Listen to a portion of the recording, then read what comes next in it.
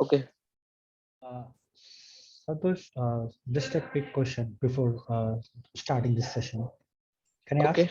Or Yeah, do you yeah, want you me to can. ask in the later? So No like I'm problem. trying to connect using the Git bash. So it says permission denied. So is there any setting I need to Yeah, yeah. enable in the EC2? So no, no, no. So when you try to connect it with PEM key, right? You Yes, need to set it permissions to 400. yes, Just I like you did. can. Okay, you did. Chmod Um, 400 and the PIM file. let's say so it should be like this 400. Do you want me to share my screen like very quick? Yeah, that will be better. Sure. One second.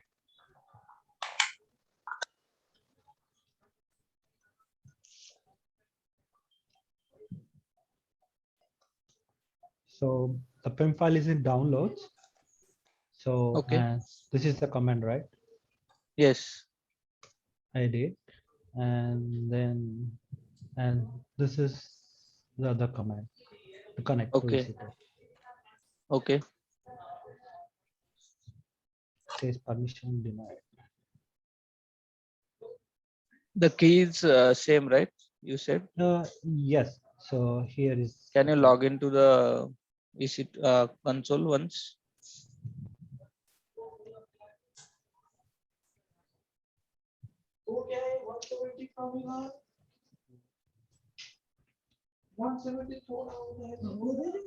Sorry, Aziz. Okay, go to EC2. Yeah. Oh, Okay. shit. I ME. think the instance was stopped.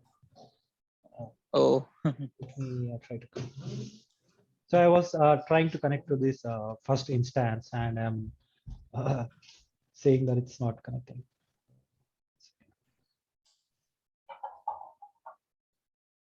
okay. Now you were trying to connect to the first instance or second?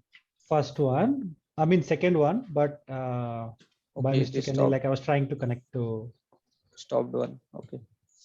yeah. Sorry if it's getting late, Santosh. No, no problem. This is totally for you guys. Yeah.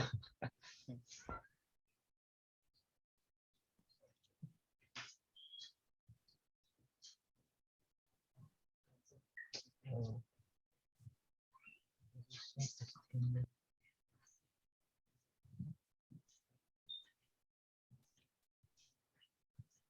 Okay, like is there any So setting? there are two prerequisites. If you open the 22 port, you should be able to. And one is the key permission should be 400. That's it. Nothing Okay. else is there. Where should I enable that? Go to For networking. Go up, little bit up. Go to okay. networking. Come down. Yes. Come down. Yeah. No, no. Yes. No. Go to security tab once. Security. Yeah. Come down. Yeah, see here you have, I mean, by default they will be opening your 22 port for Yes. world, so this is not the issue. I think issue is because you were trying to stop the instance. Let's let's wait for it to start. Every time you don't need to do that. Once Okay. you did it, it's fine. Okay. We can check this later, Santosh. Yeah. Yeah, You yeah, can get okay, started. sure.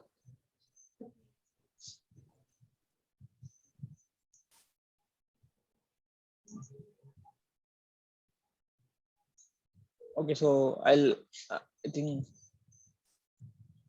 and on day 7 we left out with how do we launch EC2 and how do we manage EC2 with Ubuntu servers.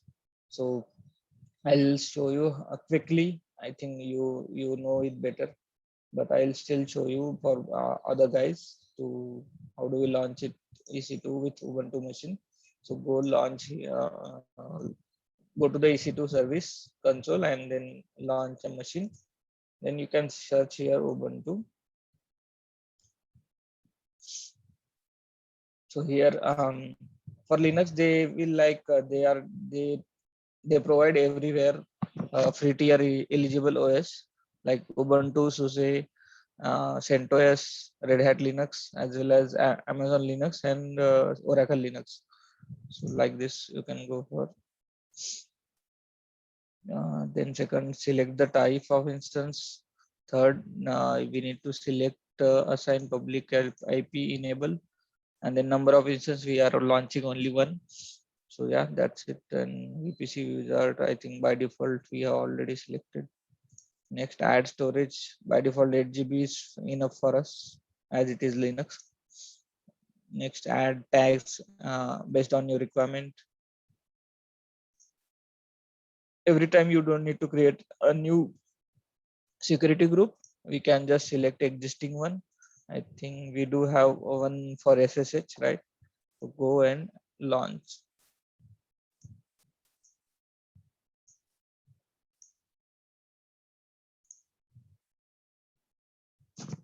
Okay, now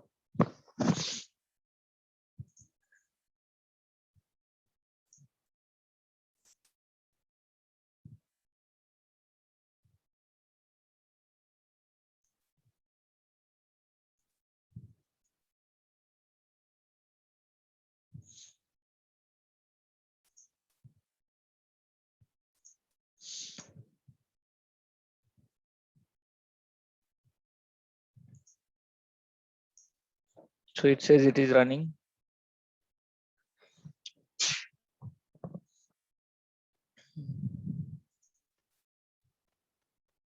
Status check says initializing up to sorry up to we get 2 by 2. It is it is it is necessary to get 2 by 2 status checks. So let's check it by connecting now.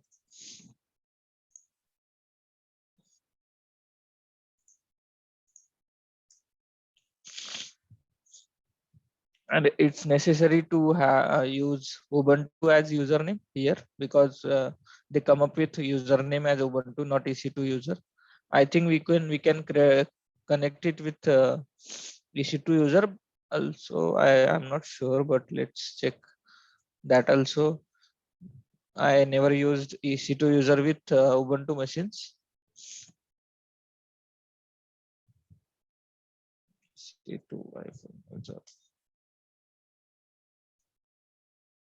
See, it says permission denied.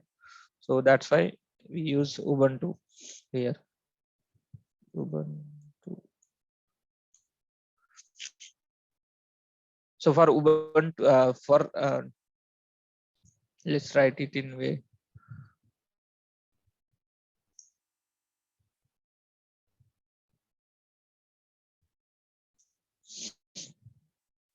For Amazon, for Linux, Amazon Linux user is EC2-user. Ubuntu, it's Ubuntu. For CentOS, it can be either root or EC2-user. For SUSE, it's again EC2-user. Okay, so these are the difference. Again, for Oracle Linux, I think it's again EC2. So while logging in, we need to use these users for respective OS. So now I can say I am logged in. Now we'll see the package manager difference. Like APT is the package manager for Ubuntu machines, like Ubuntu OS operating system. So package manager is nothing but the installing packages and downloading packages, checking the dependencies, handling dependencies, also removing it and checking the history and checking the updates, like patching, patching the things, right? So it is very important part in Linux to understand the package management across the OS. So based on your Red Hat based package manager, we use Yum. Yum is used for except this OS and SUSE. So Yum as a package manager gets used in AL, AML, CentOS, Oracle Linux, RHEL, etc. Okay. Apart from that, APT is used for Ubuntu. That means Debian based. Debian based. And Cypher is used for SUSE.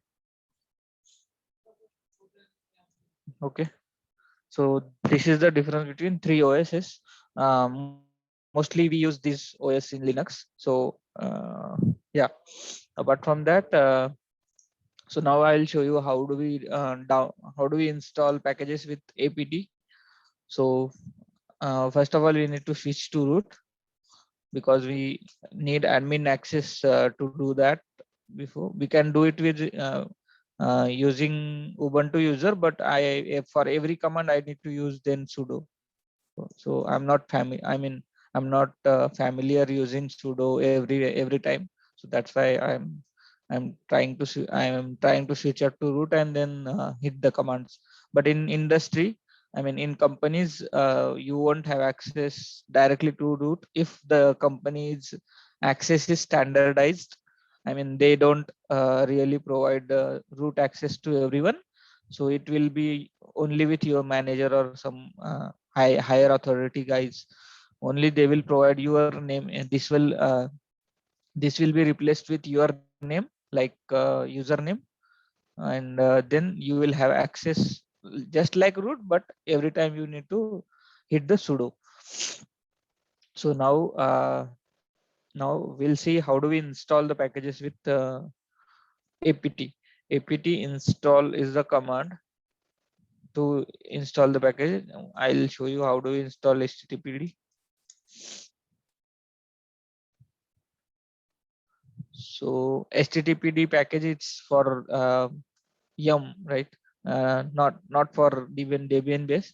I think it's Apache here. Apache.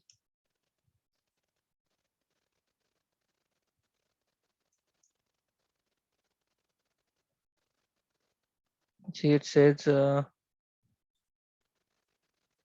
these many packages needs to install. So let's go first in Apache 2.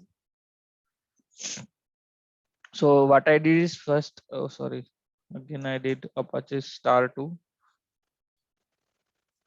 Apache 2, we just need Apache 2. So just go ahead with Apache 2 and it suggested packages. So it is installing the packages, following additional packages will be installed here. So in Amazon Linux, we used to get very clear output, right? Here we get something like this. We don't get very clear output, like from where it is coming from, where which repository, for what is the version of that package, and things like that. What is the size of that package? So in Ubuntu, we don't see. Only we can see how need to get. I mean, how many, how much size does this packages will be taking? We'll see that. And if you do yes, it will be installed. Mm.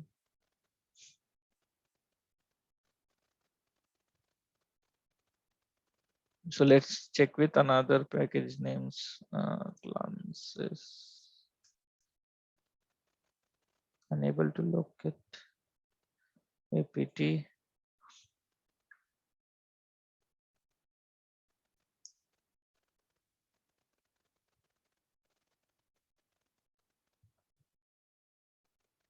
Okay.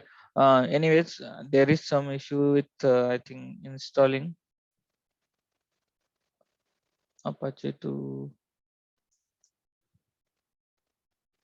finding apt hyphen update.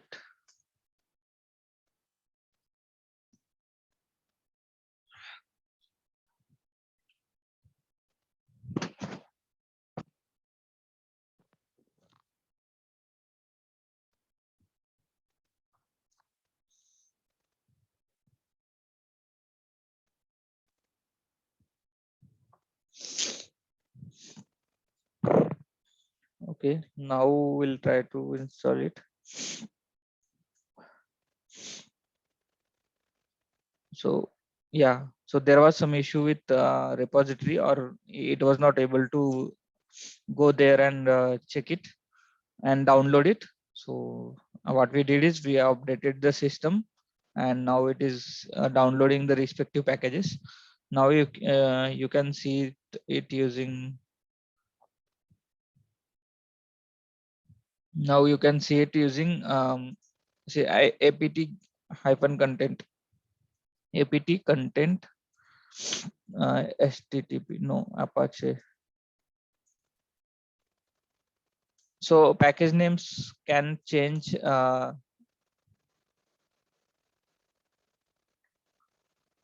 list, I think it apt list is the command to list it. Sorry.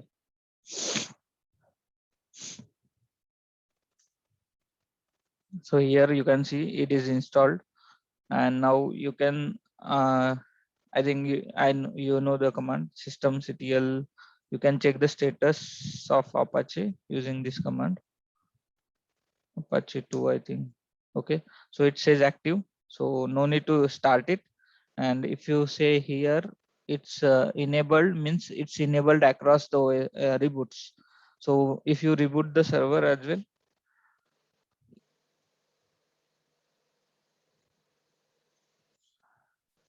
if you reboot the server as well, you will be able to see it active, so that you don't need to come and log in and start the service again. So this is the meaning of this enabled, and this is the service file of uh, that service, like that is Apache test. So this is the description. I'll explain you the description. So here unit, I mean, what is this unit is for, and description. So from I mean, how do you want it to start? So once your networks and file systems and things are okay, then you start this service, like that it is saying. So after, you can mention it in everything, so many things here, but by default, after network and file systems, these things once they get started, after that they are saying that start this Apache service. Now you can mention this is not a mandatory part. Second thing, service, like what is this service doing? So type can be anything, like here they have mentioned forking. Environment variable can be, I mean, these things can be done by you guys as well. So by default they have done is, it's fine. But some services like Apache Tomcat doesn't comes up with services, right?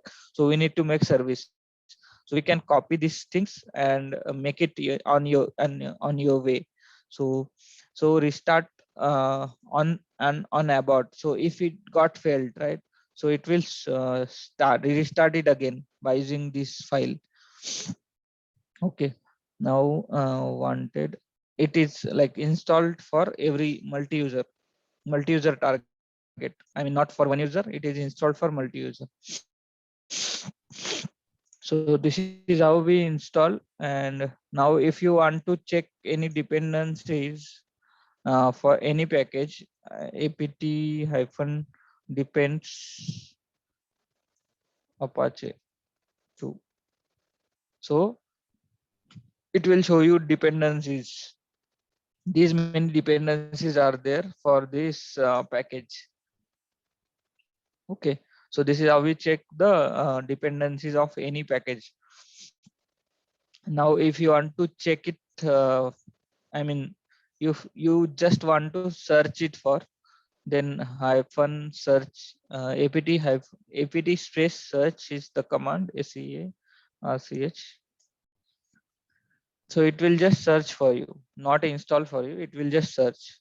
So suppose if you want to search for postfix,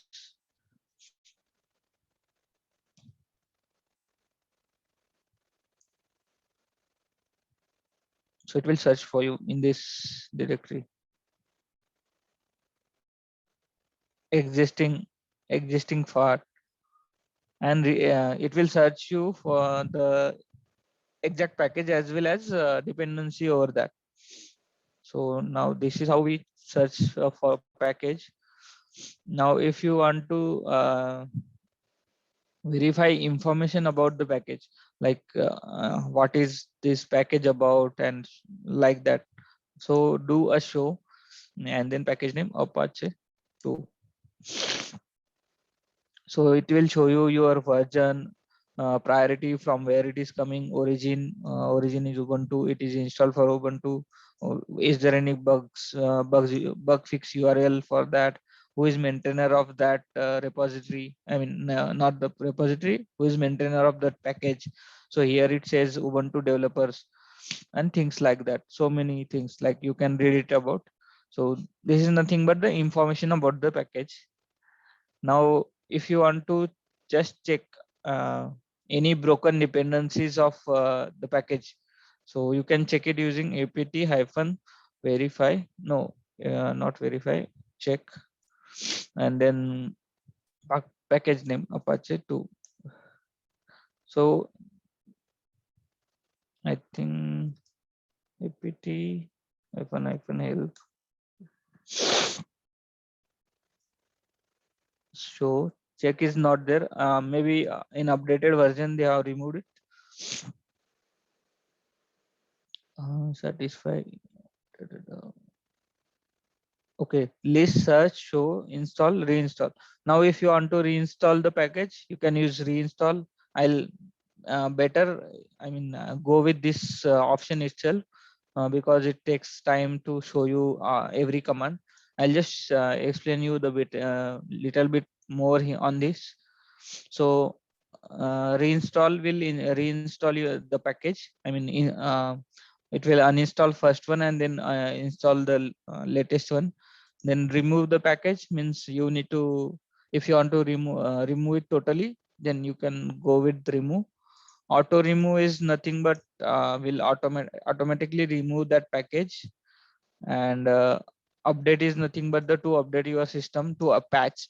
If anyone says I mean in interview generally these questions will come, did you worked on patching the system, so how did you do that and things like that. So apt yum update hyphen security, update hyphen security is nothing but the uh, patching of system, right? So you are what you are doing, you are just doing updating your packages with latest released packages.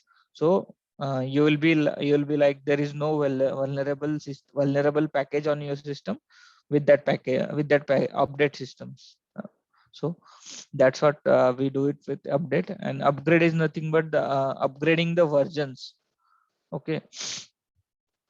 So upgrade, we use it for upgrading the version of package.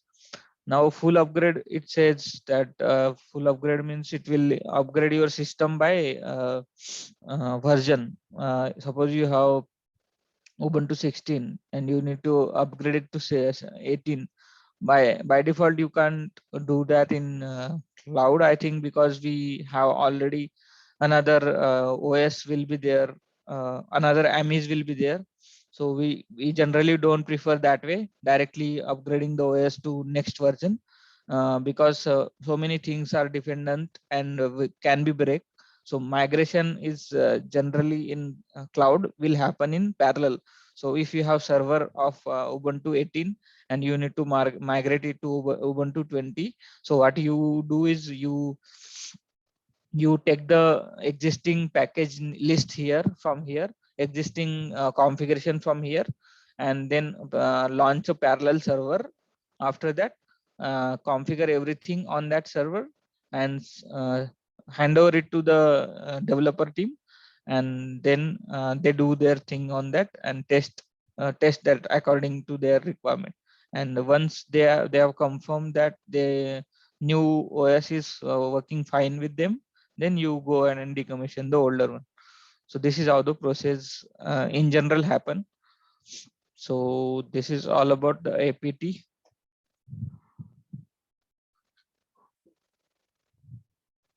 And okay, no, now we have, okay, now I'll go you and I'll show you Zyper.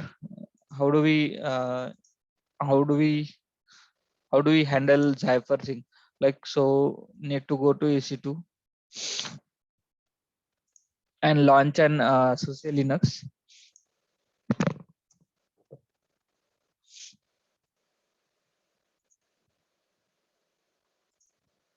So I'll while launching in EC2 itself. So here you can see there are three types of AMIs, right? So one is my AMIs. If you have saved any, I mean created any AMI, so Amazon machine AMIs images, you will be able to see it here. And suppose you, I mean this is AWS Marketplace. So they, I mean different companies keeps their products into this marketplace.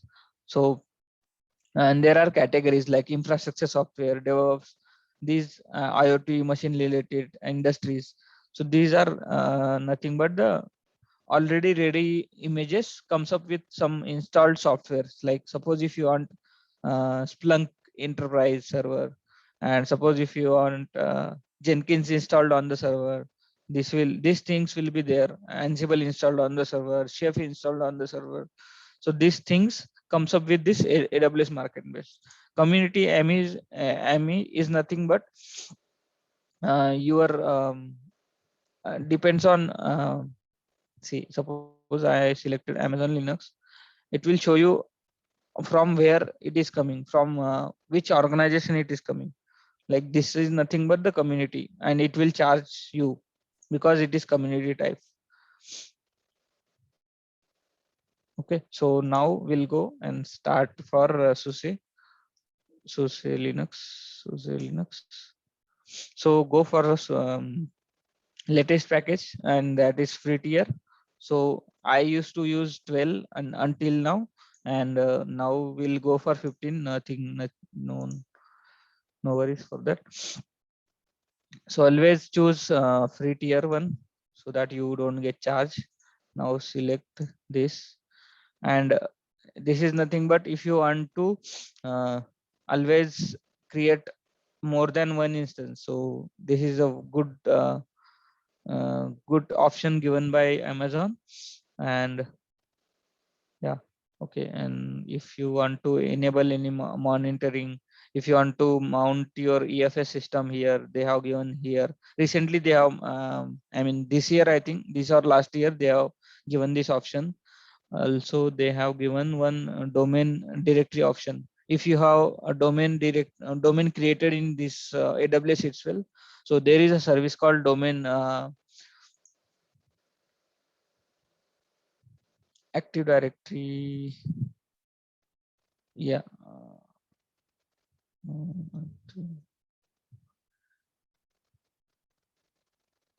Amazon domain service, something is there. I think if you have that service created a domain within Amazon account, you can directly use this to connect you to your domain. So I think directory services. It's directory service. Yeah, this one.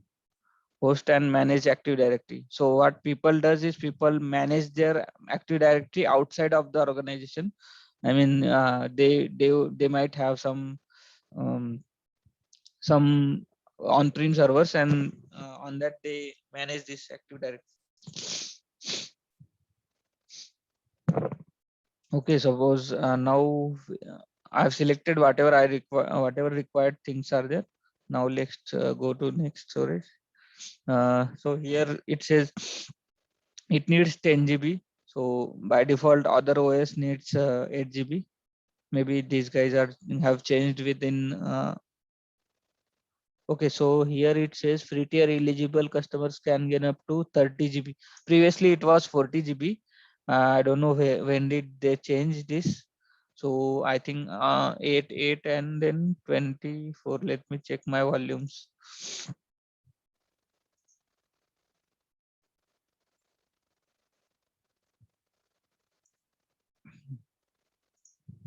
So if you are more than 30 GB, you will get charged. So that's why I'm checking my volumes.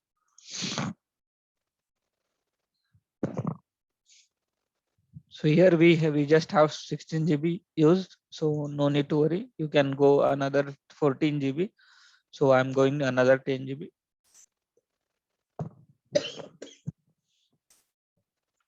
So ads tags is nothing but it's your choice. Now go for 22 port.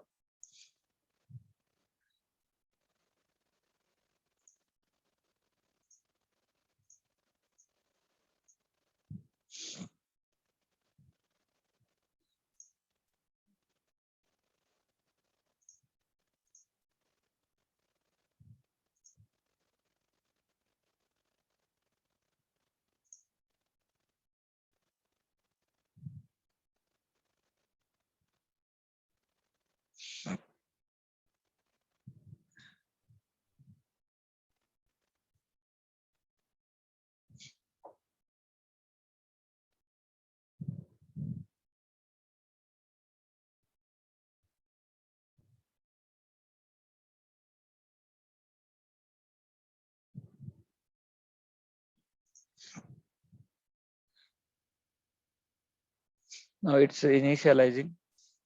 Till it get initialized, we'll copy the command. See here, EC2 user is the command. Now go for new sessions here.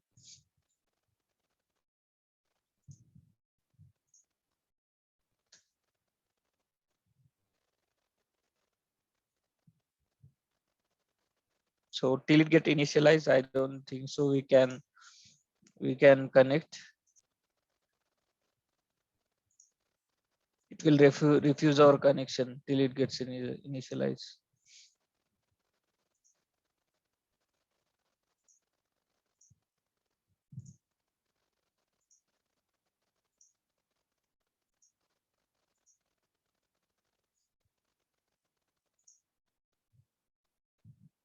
We can also monitor it via systems log.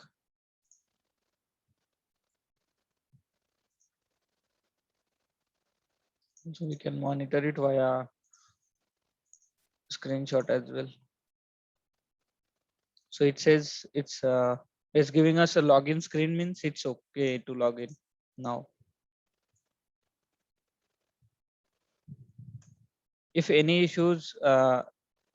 issue comes and user says I'm not able to log in, you just go here and in monitoring and troubleshoot, check the screenshot.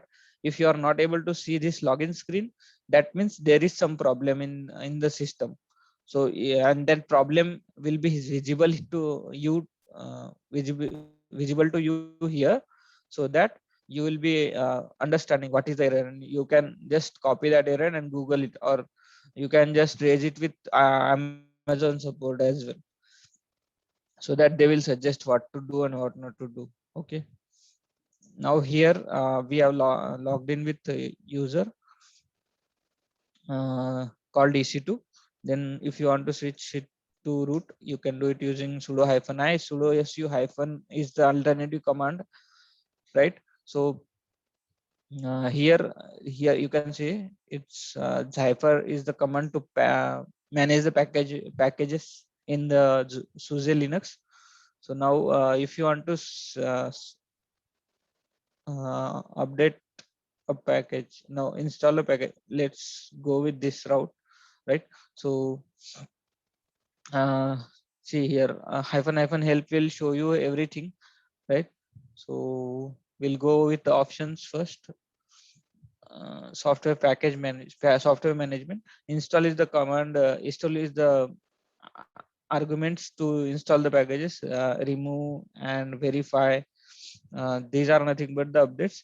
Update management, you can see it using update. You can update it using update, and this is nothing. UP is nothing but the short form of that. You don't need to use it totally update. You can do it using Zypher U, Zypher up, and then packages, or direct you can hit enter. It will update all the packages. So list updates you can do if you don't want to really go ahead and update the packages. You can just list it first and then see what are all updates are happening. So I'll show you one of the example like list updates. I think list updates has one LP shortcuts. Let's use shortcuts. So it will show you what are all packages needs to update. It will take it through a repository. Online repositories configured in this.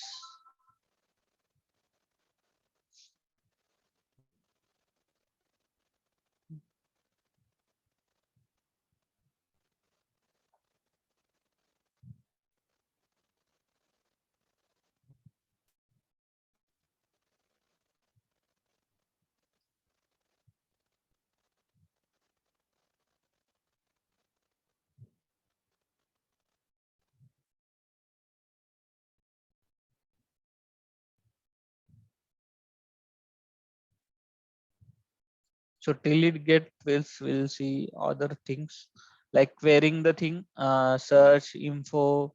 If you want to search any packages, you can do it with SE and info. If you want to check any info, so yum while using yum it was info.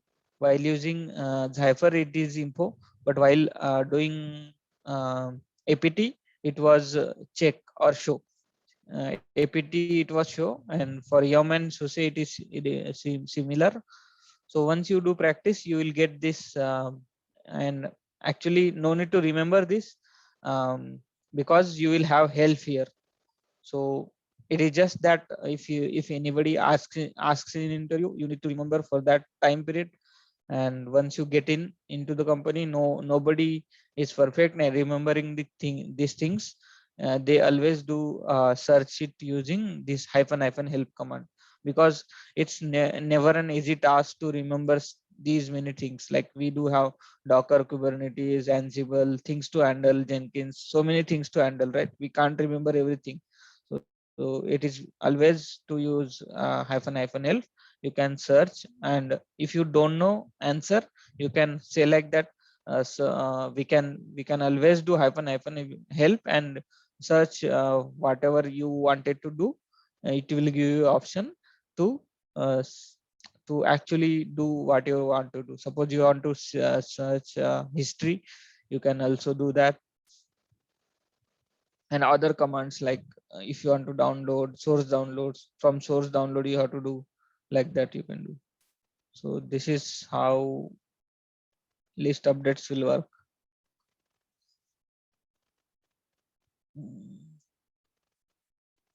Okay, 8 patch. So found 314 applicable package, and it says 306 needed and 92 is security patches. So 92 are nothing but the security patches. So generally in industry, in companies, security team will follow up with you guys. I mean whatever teams they follow up with us, and they says that there are these many packages are need to be updated.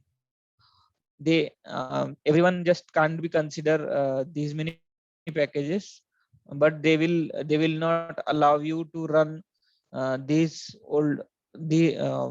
older version of security patches. Like those are needed means needed, that those are compulsory to update. So this is never ending task actually, the patching, because version keeps updating, and it keeps getting vulnerable to our system, because that's how the SDLC works, right? So um, so you need to update your system to latest available version.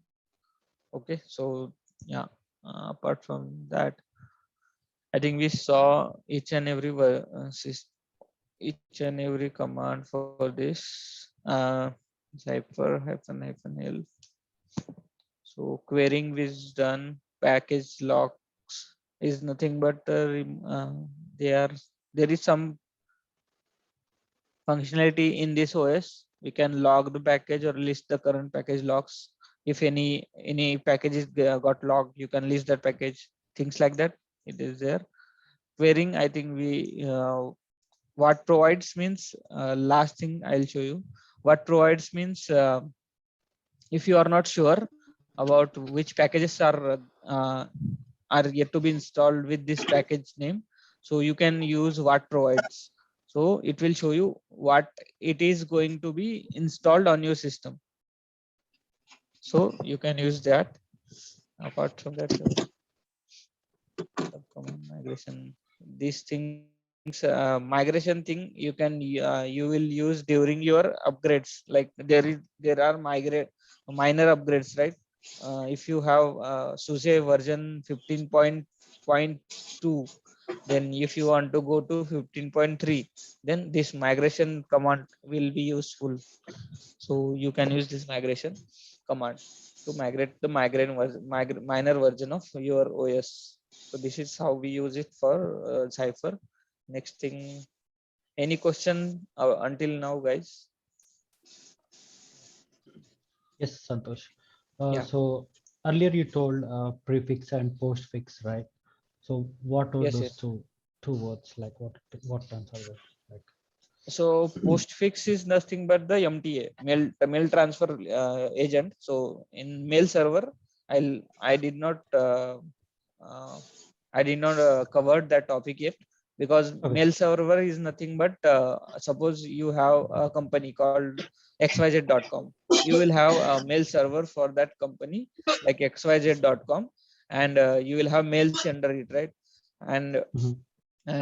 if you want to send mail from suppose abc@xyz.com to um, something called taste@xyz.com. So this mail has to go through that mail server, right? So that Yes. mail server can be your Linux based mail server, can be your mail exchange server. And this and there are two types of two actions will be needed. One is mail transfer agent, and one is mail user agent. So from sender side, mail transfer agent will come into picture, that is postfix. And from receiver end, your mail user agent will come into picture, that will be your Outlook. I mean, whatever clients you are using Mhm. for mail related things. Yeah. So this is the mail transfer agent has many examples. For example, postfix is one of them. Sendmail is the one of them. Sendmail, after that, I am aware of two. I can provide you more on that as well. So you Okay. can Google what is MTA. So Yeah. MTA is Yeah. nothing but the postfix. Okay. So it's mail transfer agent. What is it is just used to transfer your mails to different whatever, wherever you are wanted to send, Okay. Yeah. and it goes via your mail server. Got it. Okay, so yeah. Okay, so till now we have covered these many topics, and this was very important, because developer use in every company OS is very important. Whatever OS they will be using, you need to have confidence on that OS as well. So it's very easy to maintain Amazon Linux, because Amazon Linux and Ubuntu, because so many you can say online guides are available, but not for SUSE. SUSE, there is very less guides are available in SUSE. So do practice for SUSE. If in case in your project, if you got into the company, and in case you got the project which is on SUSE, so you can't say that I'm not comfortable with SUSE. So just do basic practice, whatever I suggested. I mean, user and then things like that. So I can't cover that because we don't have that much time. And I just covered package manager because you will get familiarized with it. So user and just the terminology difference. So commands will be same, and that's it. So it will be easy for you guys once you get familiarized with it.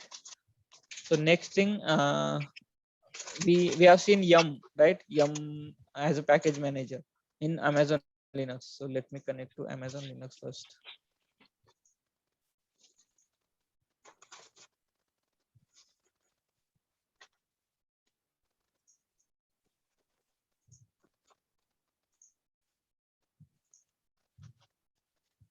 I think from here we can connect.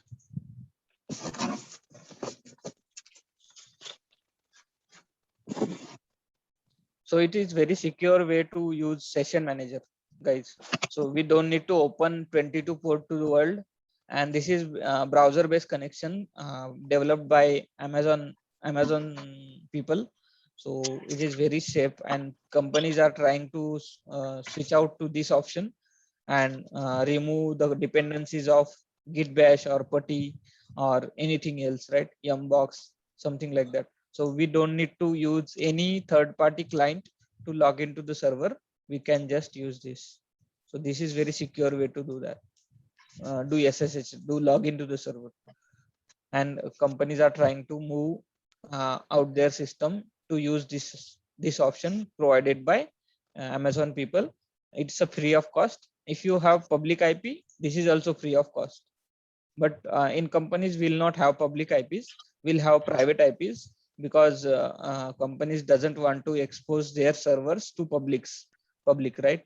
So that's why they don't keep their servers public IP. But we don't have here network design, right, in our practice session. So that's why I keep it for public IPs.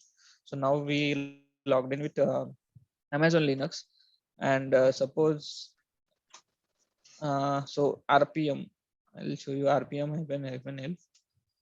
So on the similar note, we can install packages using RPM on Red Hat package. This is nothing but it stands for Red Hat Package Manager.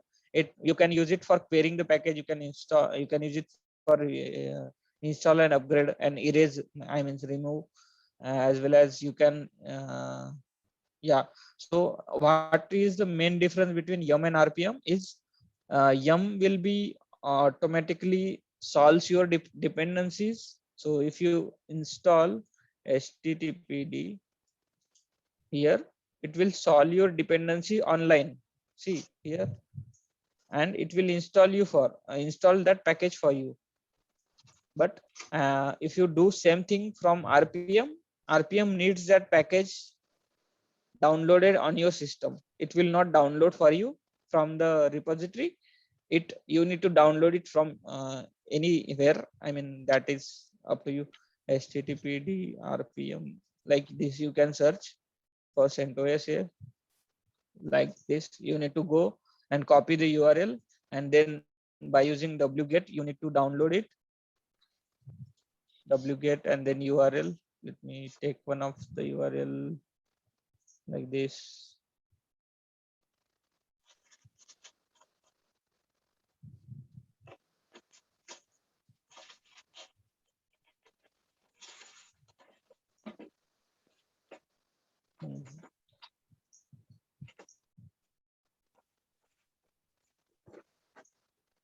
So this is the website, very good website to package the package finder.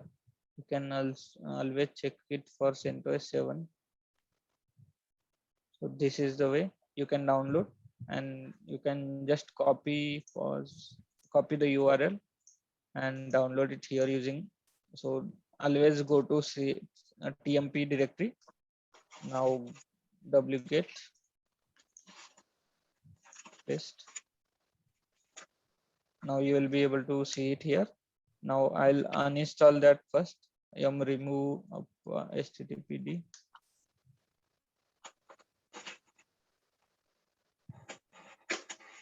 Now rpm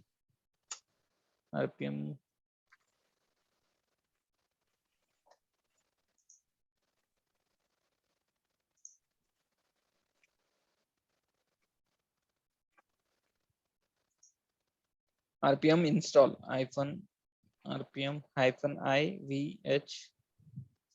ivh is the I for install, V is for purpose, and H is for print hash marks. I mean unpacked, what it is doing, unpacking and things like that, the package. So httpd rpm. So it says failed dependencies.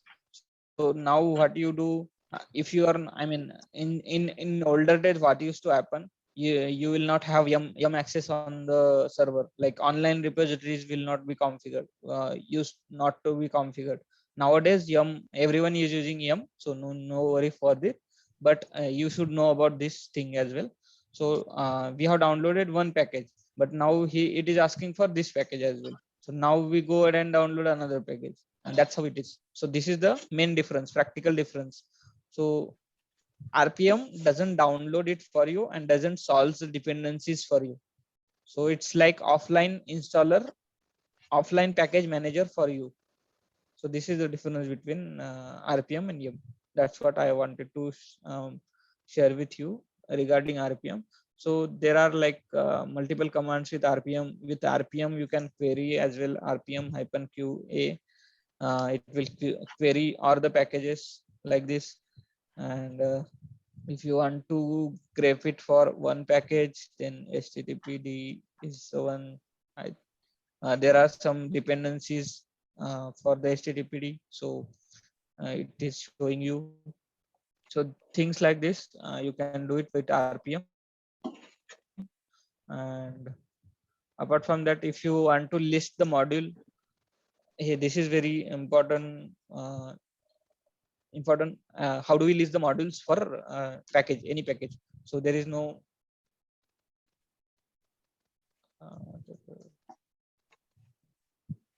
rpm -l ql was there.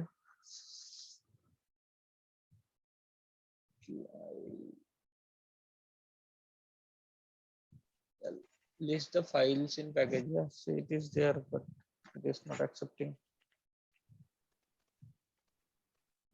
Okay, so we don't need to give this ql.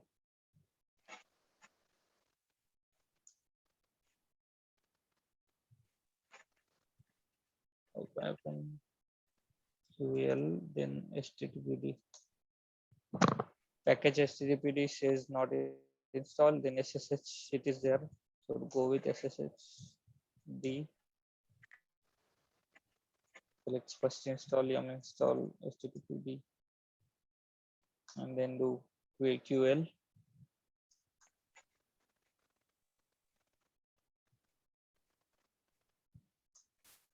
So it will show you all the files related to this one httpd package. So you can see everything related to http, from where it is coming.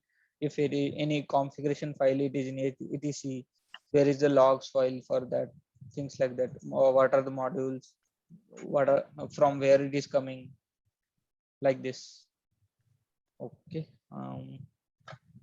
So this is the, I'm sorry, I mean, we covered very less topics. That is for we'll try to cover this tomorrow, because we don't have much time. Any questions, guys, until now? Ashish, were you able to log into the server? We Yes, can, I have installed like I have launched one other Red Hat Lex server, so now I'm able to connect to. okay, and make sure that you don't use more than 30 GB, right? Okay, so otherwise you will get charged. Yes. Yeah. So 30 GB is, I mean, recently they have changed. Okay. Last year it was 40 GB. So maybe because of, I mean, I don't know the concept, but yeah, they have Yeah. changed it. One question, Santosh. So Yeah, yeah. you have mentioned something about like upgrading system, right? Yes, So yes. oh, so will there be any dependencies if we need to upgrade any system? Like, do we need to check with anyone if we are upgrading the system? Yes, yes. So whenever you are upgrading the systems, right, from Okay. minor version to upper version, so there will be not like you go directly upgrade your system on production box, right? You will Yes. have Yes. 3 environments, 3 or 4 environments Yeah. generally. So one is POC, one is dev, one is stage, and one is production.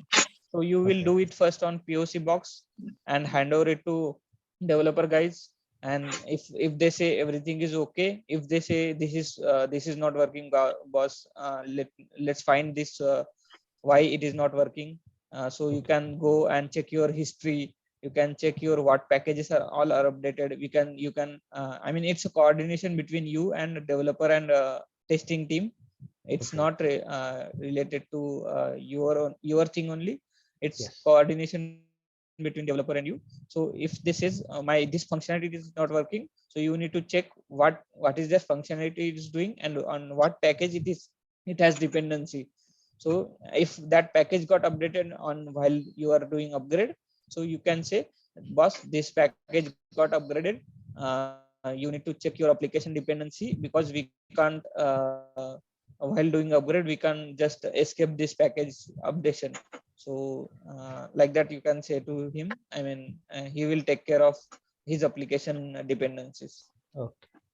So it happens like that, and Mhm. once you are confident enough that on dev and POC, Yes. then only you go and go do it for stage and prod. So stage and production systems will be a mirror to each other. So if Yes. anything comes in production, any issue comes in production, you don't go directly troubleshoot in production.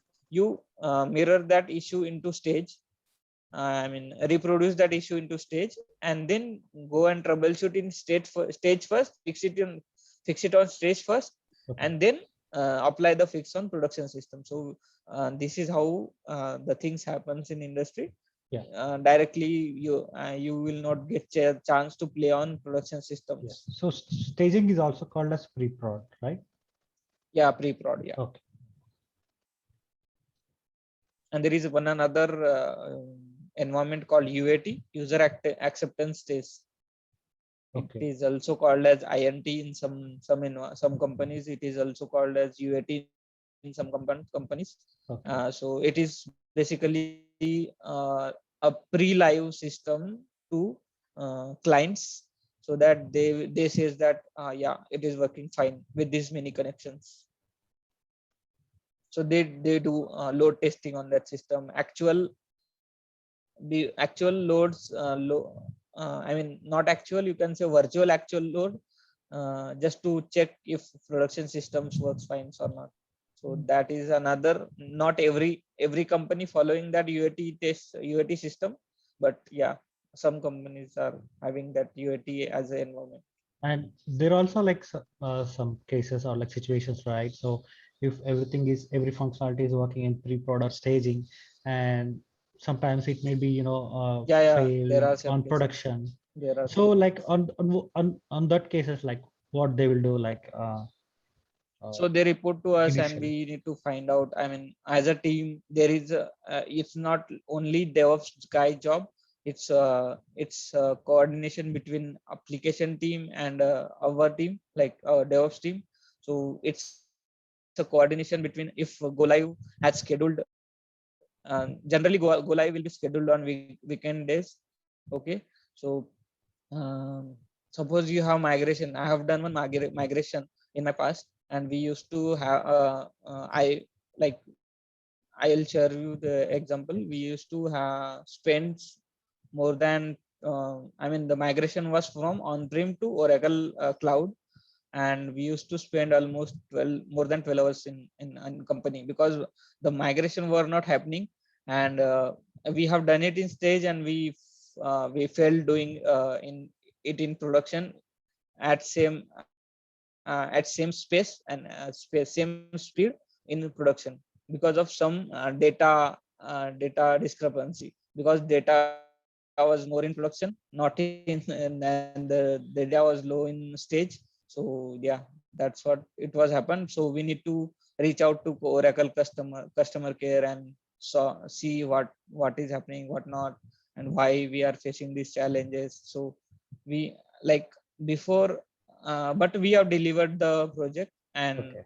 I mean, things comes, but we need to troubleshoot, we need to coordinate with teams, we need to coordinate with client as well in better way. So it's not our job, manager will take care of that, but Yeah. our job will troubleshoot the issue, what is going on, what not, what is the error, what is I mean, I just Yeah. copy that error, google it, like that things.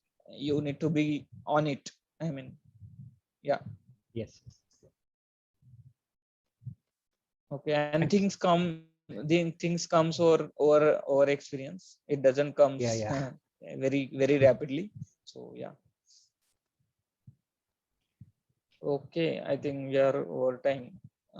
Any questions up till now, guys? We'll see these topics in tomorrow session. This is our 8th session. I think I'll cover 10 sessions on Linux, and then we'll start for Git. Then another 2 sessions will be next sessions will be on this, and another second session will be on some DNS servers, on postfix servers, like that. I'll check that topics later, what I need to cover. Then yeah. Okay, I'll stop my share screen, and then if you have any questions you can ask, otherwise we can wrap up.